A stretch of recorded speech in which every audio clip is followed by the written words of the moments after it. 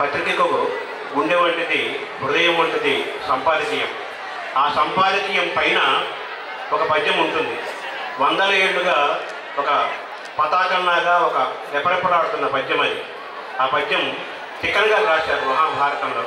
రాజరాజ నరేంద్రుడు వేదికలో నన్నయ్య గారు ఆదికవిగా మహాభారతాన్ని ఆయన ప్రారంభిస్తే దాన్ని 15 పర్వాలతో సంపూర్ణం చేసిన వాడు తిక్కన మహాకవి. ఆయన మహాకవి, మహామంత్రి, దండనాథుడు కూడా.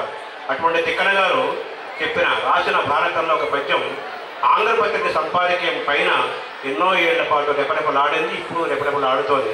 ఆ పద్యం మహాభారతం యొక్క సారాంశం మొత్తం అందులో ఉంటుంది.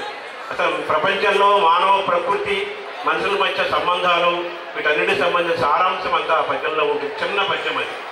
వరులేయవి వనరించిన నరవర అప్రియము తన మనంబునకకు తానరునగు అవి చేయకునికి పరాయణము పరమధర్మ పదములకెళ్ళన్. వరులేయవి వనరించిన నరవర అప్రియము తన మనంబునకకు తానరునకు అవి చేయకునికి పరాయణము పరమధర్మ పదములకెళ్ళన్. కౌరవులకి పాండవులకి అంత యుద్ధం జరగటానికి, అంత అశాంతి రావటానికి, అంత నష్టం జరగటానికి, అన్ని కష్టాలు రావడానికి కారణము ఈ పద్యం ద్వారా మనం తెలుసుకోవచ్చు. ఒకరు నీతో ఎలా ప్రవర్తిస్తే నీకు బాధ కలుగుతుందో, కష్టం కలుగుతుందో, అది అలా ఇంకొకరితో నువ్వు ప్రవర్తించకుండా ఉండు అనే ఒక గొప్ప మానవ ధర్మ సూత్రాన్ని ఆ పద్యంలో పెట్టారు. అది పతాకంగా ఆంధ్రపత్రిక పైన ఎగురవేసిన గొప్ప పద్య రాజం అది. తెలుగు పత్రికల చరిత్ర మనం ఒకసారి తిరగవేస్తే, పత్రికా సదస్సు కాబట్టి ఈరోజు నాకంటే పెద్దవారు, సీనియర్ అనేక మంది పాత్రికేయులు వేదిక పేరు ఉన్నారు. అలాగే సభలో కూడా ఉన్నారు. జస్టిస్ భవానీ ప్రసాద్ గారు, వారు నిజంగానే న్యాయమూర్తి, మానవతామూర్తి. వారు అనేక రంగాలను అధ్యయనం చేసిన తర్వాతనే న్యాయమూర్తి అయ్యారు. న్యాయమూర్తికి అన్ని అంశాల పట్ల అవగాహన ఉండాలి, లోకం పట్ల ఒక ప్రేమ ఉండాలి, మనుషుల పట్ల ఒక భక్తి ఉండాలి. ఇవన్నీ ఉన్నవారే న్యాయమూర్తి అవుతారు. ధర్మమూర్తి, న్యాయమూర్తి అంటే ధర్మమూర్తి. ధర్మానికి ఒక రూపం వస్తే ఆయన ధర్మమూర్తి, న్యాయమూర్తి అయి ఉండాలి. అటువంటి వారు ఈరోజు ముఖ్య అతిథిగా ఉన్నారు.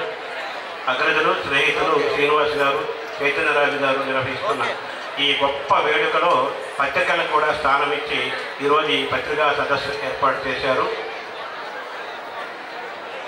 తెలుగు పత్రికల చరిత్రలో టంగుటూరు ప్రకాశం పంతులు గారు, కాశీరాజ నాగేశ్వరరావు పంతులు గారు, వీళ్ళకి ఒక పత్రికలను పెట్టాలనే ఒక ప్రభావం చూపించిన వ్యక్తులలో మొట్టమొదటి వారు కందుకూరి వీరేశలింగం గారు.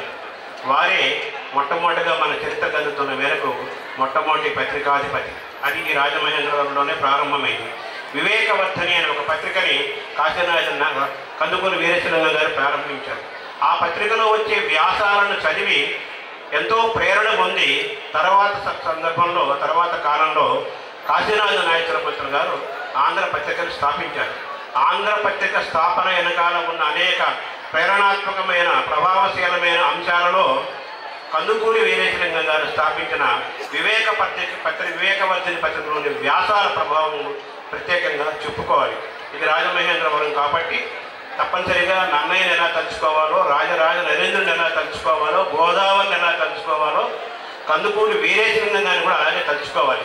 కందుకూరి వీరేశలింగం అనగానే సంఘ సంస్కరణకర్తగా చాలామందికి తెలుసు, కానీ పత్రికాధిపతిగా, పత్రికలు స్థాపించిన తొలితరం వ్యక్తిగా చాలా తక్కువ మందికి తెలుసు. ఈ సందర్భంలో వారిని తలుచుకుంటూ తొలి నమస్కారం కందుకూరి వీరేశలింగం గారికి నేను సమర్పించుకుంటూ ఈ సదస్సును ప్రారంభిస్తున్నాను. పత్రిక ఒక్కటున్న 10,000 సైన్యము అంటూ నాల వెంకటేశ్వరరావు గారు అద్భుతమైన పద్యాలు రాశారు. ఇప్పుడు పత్రికల సంఖ్య పెరిగింది, అక్షరాస్యత పెరిగింది, కోట్ల మంది చదువుతున్నారు. అయితే సర్క్యులేషన్ వేరు, లీడర్షిప్ వేరు. అంటే పత్రికల ప్రింట్ వేరు, చదివే వాళ్ళ సంఖ్య వేరు. చదివినా ఆలోచించే వాళ్ళ సంఖ్య వేరు.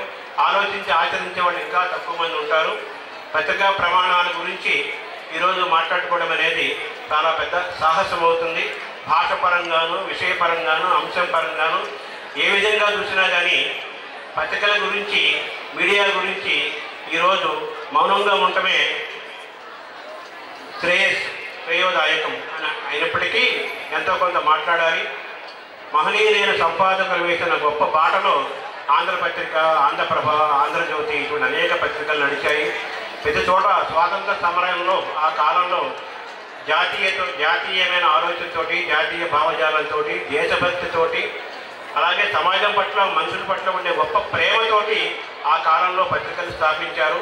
అలా మొదలైన పత్రికల ప్రస్థానం తర్వాత అది రాజకీయాలకు వేదికగా, అలా ఆర్థిక సంబంధమైన అంశాలుగా రకరకాలుగా మారుతూ పరిణామాలు చెందుతూ వస్తూ అనేక వ్యవస్థలు ఎలాగైతే, గొప్ప వ్యవస్థలు ఎలాగైతే దెబ్బతింటూ వాటి యొక్క విలువని, గౌరవాన్ని పోగొట్టుకుంటూ వస్తున్నాయో అటువంటి పరిస్థితుల్లో కూడా మీడియా వస్తుందనే విమర్శలు వినిపిస్తున్న వేళ పత్రికల యొక్క గౌరవాన్ని, పత్రికల యొక్క ప్రతిష్టని, అందులో వాడే భాషని, ఇచ్చే వార్తలని, సంపాదకీయాలని, కథనాల్ని వీటన్నింటినీ కాపాడుకోవాలన్నా, ఆ పాత్రికేయుడి యొక్క ప్రతిష్టను కాపాడుకోవాలన్నా, ఆ పత్రిక యొక్క ప్రతిష్టను కాపాడుకోవాలన్నా నేటి కాలంలో కత్తి మీద సాము వంటిది. అయినప్పటికీ కూడా ఇప్పటికీ ఎంతోమంది మహనీయులు పాత్రికేయులు ఉన్నారు. వారు నిబద్ధతతో, నిజాయితీతో వ్యవహరిస్తూ ఇప్పటికీ తన ధర్మాన్ని, తన వృత్తి ధర్మాన్ని అక్షరం రూపంలో చేసే ప్రయత్నం చేస్తున్నారు. అందులో భాగంగా చాలామంది ఉన్నారు. వేదిక మీద ఉన్నవారు కూడా దాదాపు అటువంటి వ్యక్తుల సందర్భంలో ఈరోజు ఈ పత్రికా సదస్సు నిర్వహిస్తున్నాము. పత్రికలను చదివించాలి, పఠనం పెంచాలి, రాసే శక్తి పెంచాలి, రాసే అలవాటు, చదివే అలవాటు పెంచాలనే ఉద్దేశంతో, అలాగే భారతదేశం పట్ల, మన తెలుగు నేల పట్ల, సంస్కృతి పట్ల, అన్ని అంశాల పట్ల సమాచారము, జ్ఞానము అందాలి, చైతన్యవంతులం అవ్వాలి. తాము చైతన్యవంతులమవుతూ సమాజాన్ని చైతన్యపరచాలి. సమాజానికి ఒక ఆయుధంగా, ఒక శక్తిగా, ఒక గొంతుగా నిలబడాలనే ఉద్దేశంతో పూర్వనులు పత్రికలను స్థాపించారు. అటువంటి గొప్ప పత్రికల స్థాపన జరిగి సంపాదకీయాలకు కూడా కావ్య గౌరవం తీసుకొచ్చిన మహనీయులైన సంపాదకులు ఎందరెందరో గత చరిత్రలో ఉన్నారు. నా సౌభాగ్యము ఇటీవలనే ఆంధ్రప్రదేశ్ ప్రభుత్వము మీడియా అకాడమీ వారి సలహా, వారి ఆదేశం మేరకు 22 మంది దివంగత సంపాదకులపై ఒక వ్యాస సంకలనం రాశాను నేను. త్వరలో అది అచ్చుకాపై ఆవిష్కరణ కాబోతుంది. అందులో కందుకూరి వీరేశలింగం గారి దగ్గర నుంచి శ్రీ రాఘవాచారి గారి వరకు ఒక 22 మంది గురించి నేను రాశాను. త్వరలో ఆ పుస్తకం మీ ముందుకు వస్తుంది. దేవులపల్లి కృష్ణశాస్త్రి గారు ఒక మాట అంటారు, అక్షరానికి పరిమళం ఉంటుందని. అలాగే అక్షరానికి ఒక ఆత్మగౌరవం ఉంటుంది. ఆ పరిమళాన్ని, అక్షరం యొక్క ఆత్మగౌరవాన్ని, ఆ పరిమళాన్ని కాపాడుతూ సామాజిక శ్రేయస్సుతో పత్రికలు నడుపుతూ ఒకప్పటి రోజులు మళ్ళీ ఆశించడం దురాశ అయినప్పటికీ ఎంతో కొంత ప్రయత్నం చేస్తూ నిజం వైపు నించుంటూ, సామాన్యుల వైపు నించుంటూ పత్రిక యొక్క గౌరవాన్ని, ప్రతిష్టని కాపాడుకొని పెంచుకునే రోజులు రావాలని ఆశిస్తూ మీరన్న వక్తలకి ఆహ్వానం పలుకుతున్నాను. నమస్కారం.